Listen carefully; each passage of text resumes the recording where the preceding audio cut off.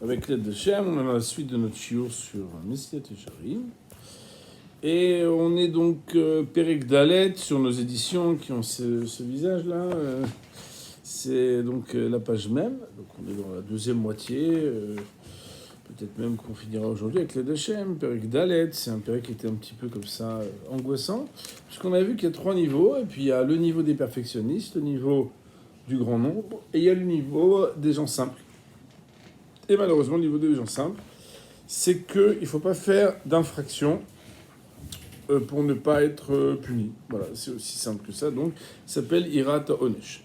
Et là, on avait dit, donc, Perek Akol Chayavim. Et dans le chapitre qui s'appelle Akol Chayavim, donc c'est un chapitre dans le traité de Chagiga, la page 5a, comme c'est écrit, Amrou, Rabbi Yochanan Kadavam Mate Laïkra Vebaché. Rabbi Yochanan, quand il est arrivé à lire ce verset, il pleurait. Quel verset? Un verset dans Malachi. Alors, bon, bien évidemment, on ne lit pas tous les versets de Malachi, puisque bon, on lit le Chumash, et puis on n'est pas toujours concerné par, si tu veux, tu peux me donner, je vais te donner, par, on va dire, le livre de Malachi qu'on ne lit pas souvent. Mais en tout cas, lui, que Vekaravti Alechem la Mishpat, Veiti, Ed Memer Bamechashafim,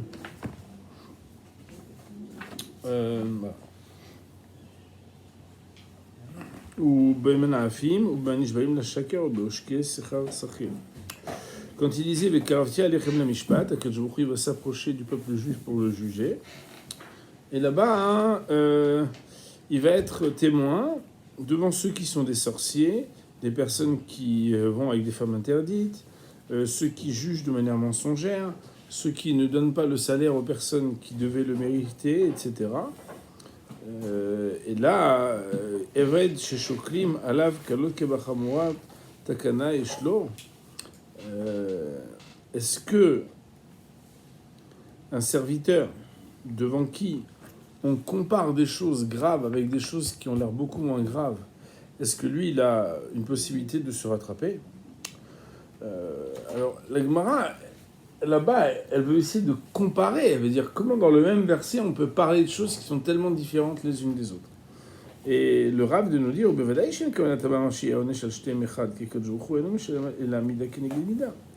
on n'est pas en train de dire qu'on va punir de la même manière ceux qui, par exemple, ne donnent pas de l'argent avec ceux qui sont des sorciers ou Dieu préserve, qui sont infidèles à leurs épouses.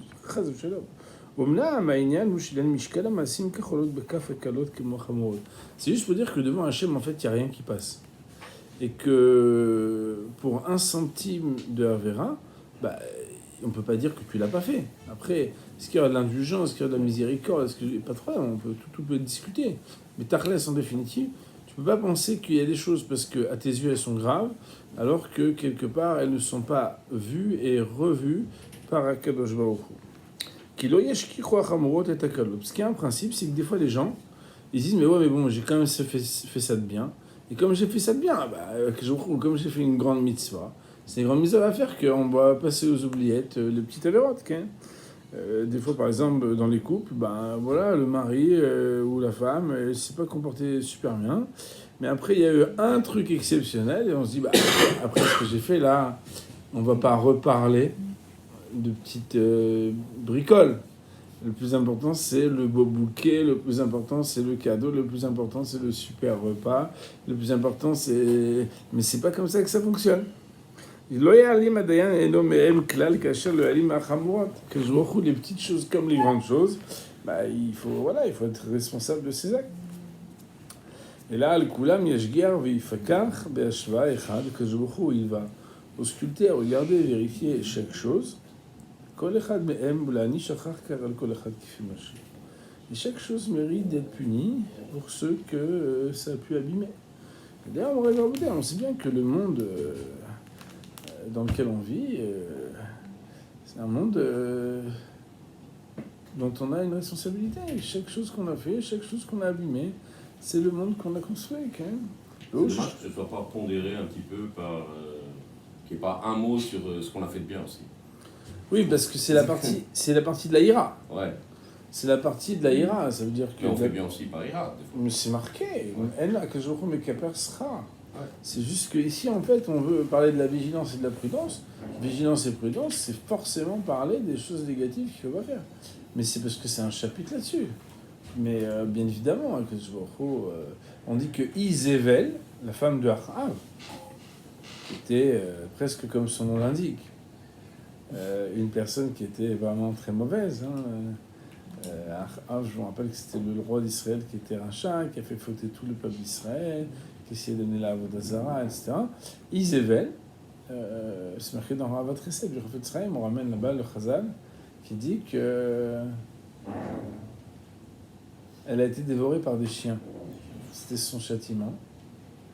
Mais ils n'ont pas dévoré ses mains et ses pieds parce qu'elle venait voir les calottes pour danser devant elle et elle faisait avec ses mains et avec ses pieds des danses. Et on nous dit chaque mitzvah qu'on fait a un salaire. Même une femme qui était récha et qui a amené le peuple d'Israël à faire l'idolâtrie, parce qu'avec ses mains et ses pieds, elle s'est préservée de faire des mitzvot, elle a eu un salaire.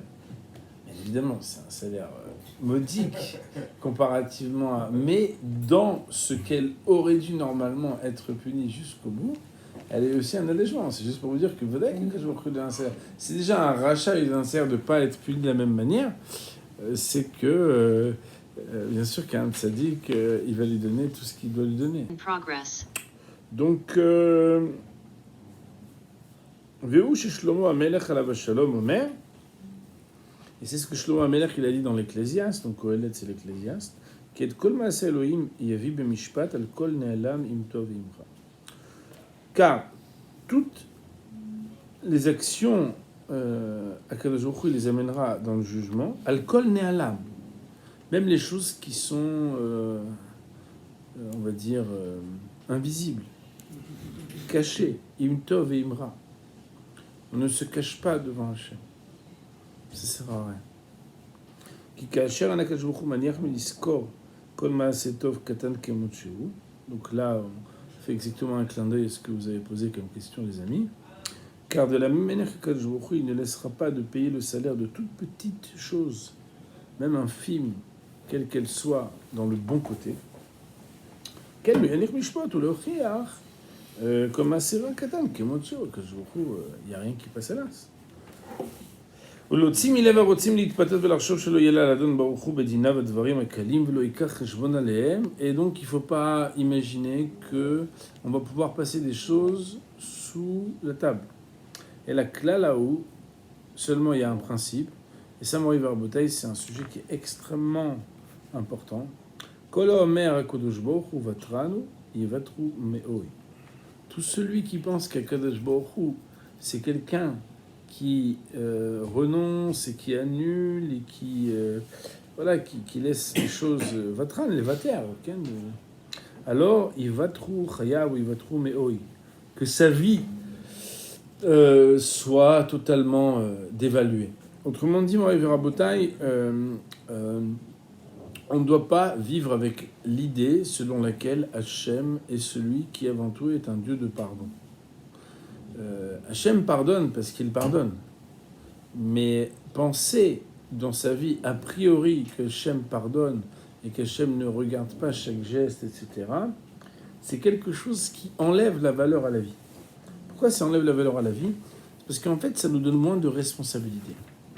Et bien évidemment, Mori Verbotaï, quand globalement, entre guillemets, il y a plus de mitzvot que d'averot, qu'il y a des intentions de faire mieux et de la peine d'avoir mal fait, etc., bien évidemment, c'est marqué dans la Gemara que toujours il a de la rachmanout, etc. Il est avarachamim.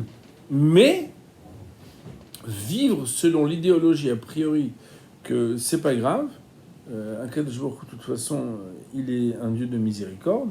C'est une pensée qui ne permet pas de grandir. C'est une pensée de la médiocrité. Et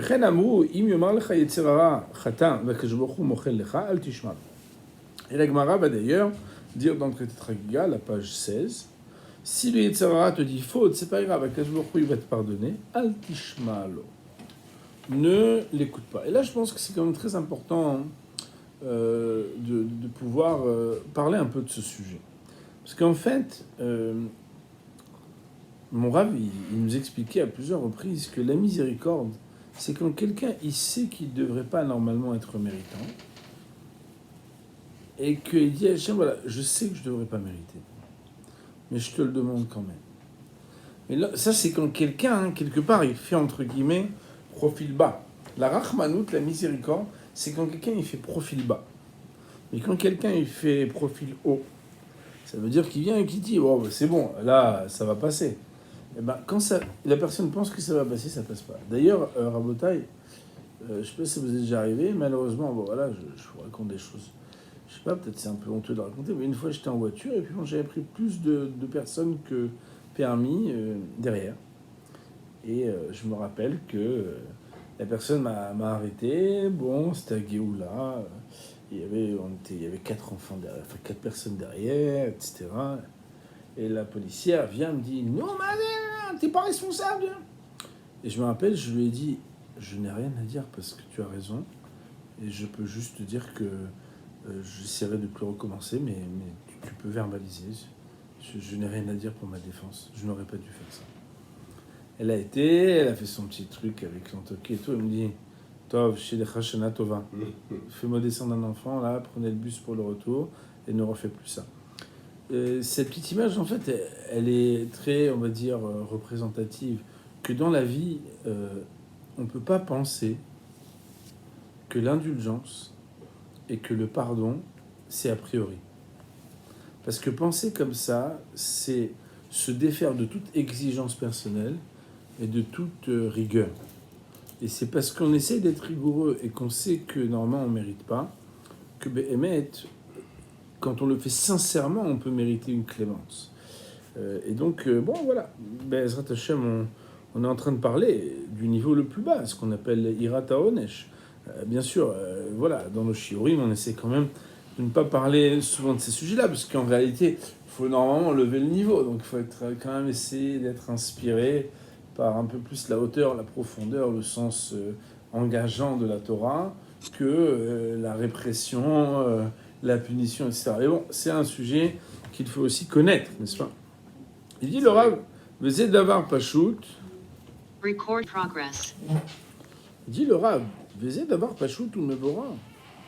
Et en fait, ce qu'on est en train de dire depuis tout à l'heure, c'est quand même quelque chose d'élémentaire, de trivial. Qui n'est quel Emet Hachem? Parce qu'Akadosh Baruch Hu, c'est un Dieu de vérité. Un Dieu, c'est le Dieu de vérité. Ve'uma shamar Moshe Rabbeinu la Shalom. Et c'est ce que Bémet, le verset que Moshe Rabbeinu, un verset qu'on cite quand on est aux enterrements. Atzur tamim paolo kichol drachav mishpat kel emuna ve'en avel tzadik v'yasharu. Akadosh Baruch Hu, il est l'équité. Il n'y a rien qui lui échappe. Il y a une fidélité absolue à la vérité, à l'authenticité. Puisqu'Akadosh Baruch Hu, il est Rotse B'mishpat. Il veut la justice. Il n'est qu'Ahu Ov Avor à la Mishpat, à Alem, et à Aïn Minasrut Kebomina Chova. Si c'est comme ça, c'est la transgression même de laisser passer quelque chose de la justice que de fermer les yeux, que ce soit sur un mérite ou que ce soit sur une faute ou une obligation. Alken, c'est la raison pour laquelle Im mishpatu rotse tzarich sheiten lechol ish kidrachav v'chifri ma'alalav betachlit hadikduk ben letov ben lemutav. C'est la raison pour laquelle, si Akadosh Baruch Hu, il veut la justice, c'est normal qu'il se doive, que l'homme reçoive comme ses chemins et le fruit de ses actions, de la manière la plus précise, que ce soit dans le bon sens ou dans le mauvais. Quand on dit ben letov ben lemutav en hébreu, ça veut dire ben letov ben lera. C'est une manière de dire ben letov ben lera, on dit ben letov ben lemutav. Vaïnou kelemuna ven avel tzadik v'yashav. C'est ça que ça veut dire kelemuna. Il est le Dieu fidèle, en avel, il n'y a rien qui sort de la droiture. Tzadik, il est juste, v'yashar ou, et il est droit. Chez Pershou Zechonam Livracha, Akadosh Baruch Hu, Chachamim traduit, ça veut dire quoi? Tzadik v'yashar, la tzadikim v'l'arshaim. Hachem, il est droit avec les tzadikim et avec les rashaim. Kikach yamida v'alakol udan. Parce que c'est comme ça, la mesure de la justice, c'est de juger tout. Chaque faute devra être interrogée et c'est impossible de s'échapper. Veim Tomar, mais c'est la question de nos amis. Mais si tu dis Imkei midat arachamim lama yomedet, Mais la miséricorde, quoi? Alors, elle n'est pas là. Alors, si on parle que de la justice, des punitions, Chazou Shalom, alors on dit voilà, il n'y a, pas de gentillesse, il n'y a pas de renoncement, il n'y a pas de miséricorde, il n'y a pas de clémence. De toute façon, tu vas devoir payer sur tout. Donc, de toute façon, tu vas t'en prendre plein dans la figure. À Tchouva, la réponse, elle est bien sûr que la miséricorde, elle est la condition même de la pérennité du monde. Chez Loya Omed Zulatokal, parce qu'on sait bien que le monde, sinon, il ne serait pas resté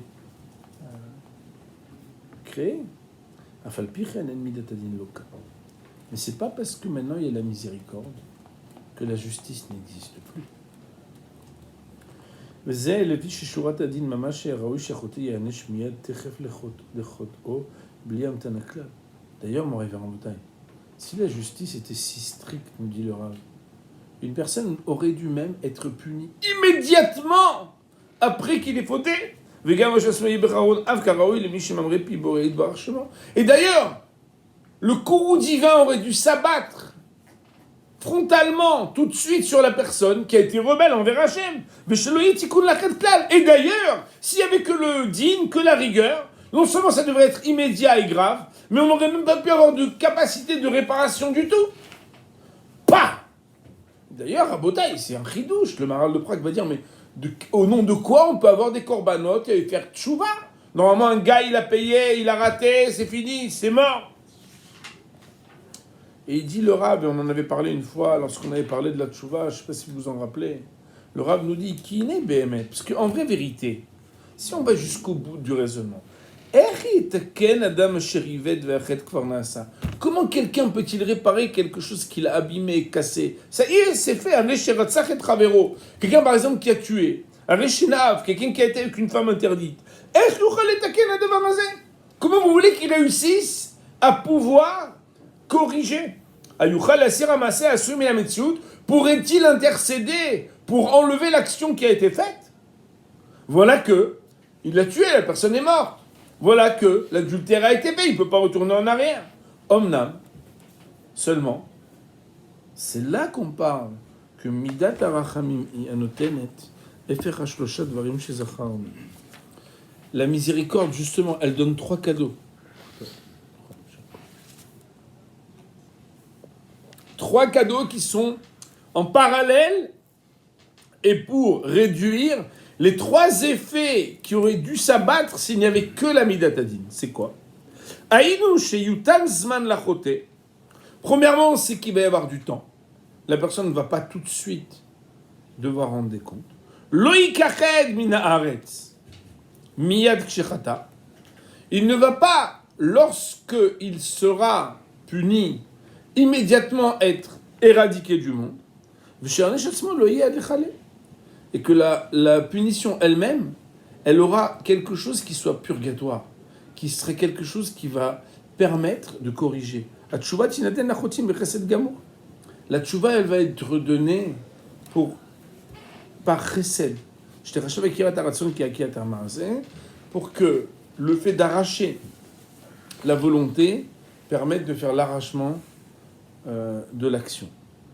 Daïnou, ça veut dire, chez Biyot Hashav Makiret Reto Modebo, c'est que celui qui reconnaît sa faute, et qui la reconnaît et qui reconnaît vis-à-vis d'Hashem, c'est-à-dire qui discerne sa faute et qui la reconnaît, Mitbonen al Ra'ato, qu'il réfléchit sur le mal qu'il a fait, les Shav ou Mitravet alav Ra'atak Moa de Mikara, et qu'il a un regret très profond sur le temps qui était passé depuis le début, qui a Karat Aneder Mamasho Mitnachem Legamre. C'est que Kharatat Aneder, c'est comme si il y avait quelque chose qui était le regret d'un vœu par son, on va dire, repentir. Ve'aya chafetz ou mishtokek shimeolav lo nasa davaraou. C'est-à-dire qu'il a le désir profond à l'intérieur de lui-même que jamais ne soit passé ce qui s'est passé. Ou mitztaer belibot tsar chazak, et qu'il a une grande peine dans son cœur. En se disant purée, comment j'ai pu faire ça? Et qui s'engage a priori à ne plus jamais le refaire, en fuyant. Cette chose-là va être considérée comme si cette chose n'avait jamais été faite, elle va être expiée. On va expliquer. Et c'est ce qui est marqué dans Isaïe. Sar avoncha, ta faute va partir, chatatra yekrupa, et ce que tu as commis va être expié.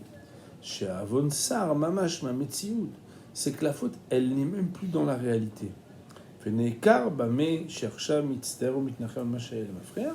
Et c'est parce qu'en fait, comme maintenant, rétroactivement, il se repentit, c'est quelque chose qui va avoir un effet exceptionnel, rétroactif, comme s'il n'avait jamais fait la faute. Alors, il faut savoir, mon révérend Botaï, que ici, dans ce petit paragraphe qu'on a lu, il y a plusieurs thèmes qui sont fondamentaux. Le premier thème, il touche directement à la personnalité de Rabbi Shimon Bar Yochai. Comme vous savez, très bientôt, ce sera l'Ag BaOmer. Et l'Ag BaOmer, c'est la Hiloula de Rabbi Shimon Bar Yochai. Et Rabbi Shimon Bar Yochai, eh bien, vous le savez, n'est-ce pas? Il était dans une grotte.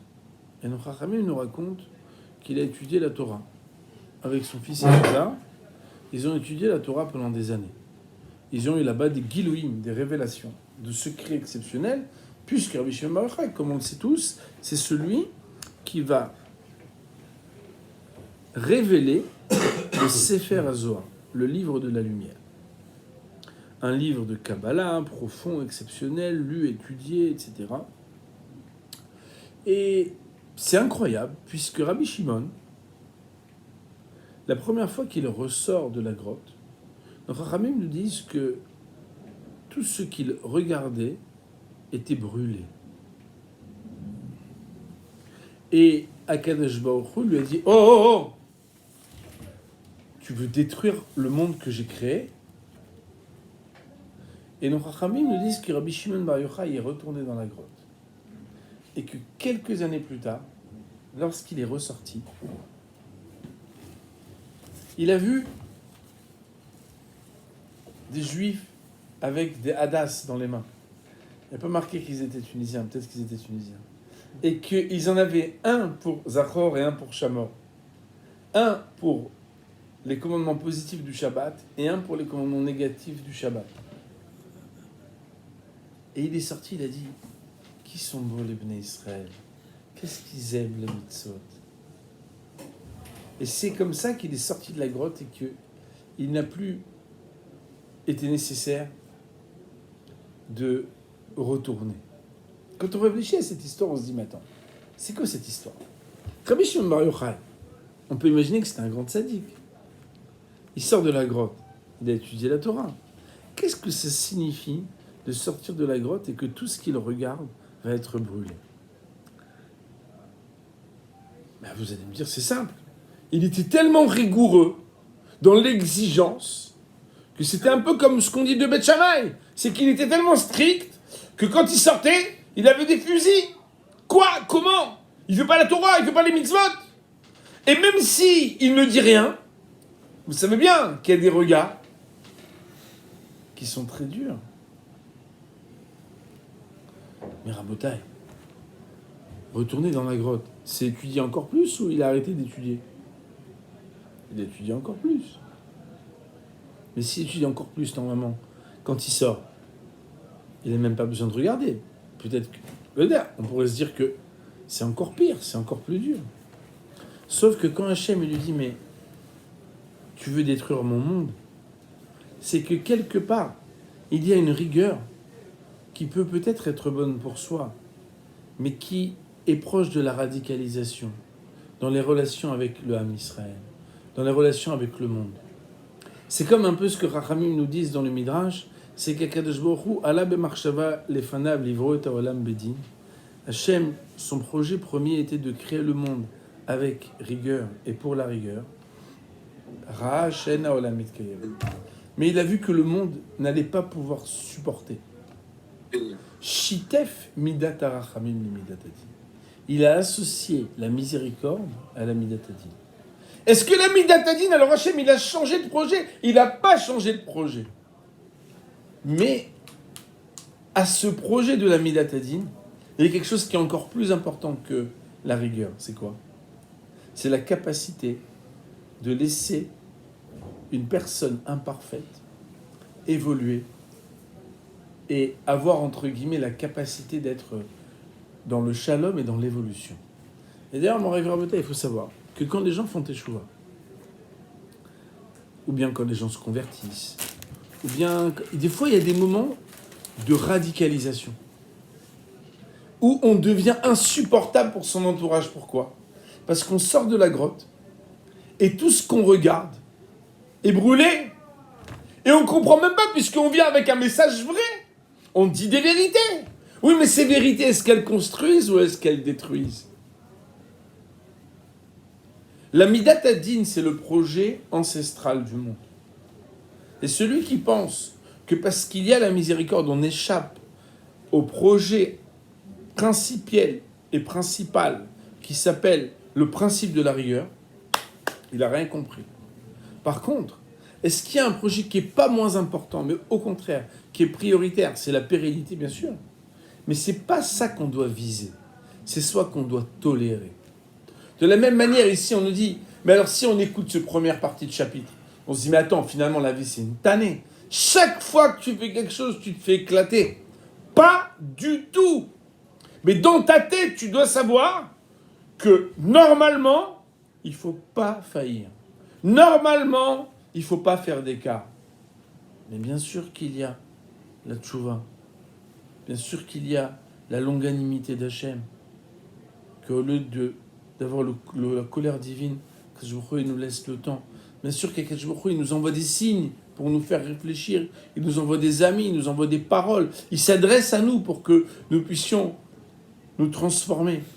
Et ce deuxième sujet, quand on parle de la teshuva, c'est d'être capable d'intercéder rétroactivement parce qu'Akadosh Baruch Hu nous a fait un cadeau de miséricorde, que quand tu regrettes profondément quelque chose depuis l'instant où tu l'avais fait, en se disant mais jamais j'aurais dû faire ça, le fait que dans ton cœur et dans ta volonté tu fasses un travail d'arrachement, Hachem il fait que l'action est totalement arrachée comme si tu ne l'avais jamais faite. Et ça c'est un cadeau exceptionnel qui n'a rien à voir à enlever au projet d'Hachem qui s'appelle d'être un monde qui a été créé pour et par le dîn. On va dire pour aujourd'hui, Baruch Hanei Le'olam, Amen.